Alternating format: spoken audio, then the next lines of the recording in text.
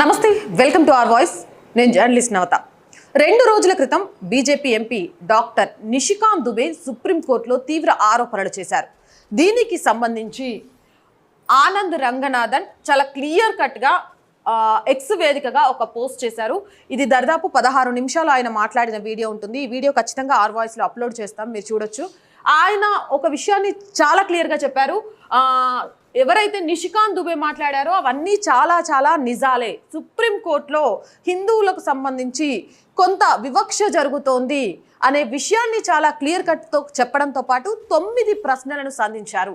నిజంగా కూడా చట్టాలను మనం గౌరవించాల్సిందే. కోర్టు తీర్పులను ఎవరు కూడా విమర్శించకూడదు, కోర్టును ధిక్కరించి ఎవరు మాట్లాడకూడదు. కానీ రాజ్యాంగం మనకు కల్పించిన హక్కుల ద్వారా మన మనసులో ఉన్న ఆవేదనను, మన మనసులో ఉన్న ప్రశ్నలను ఖచ్చితంగా అడగొచ్చు.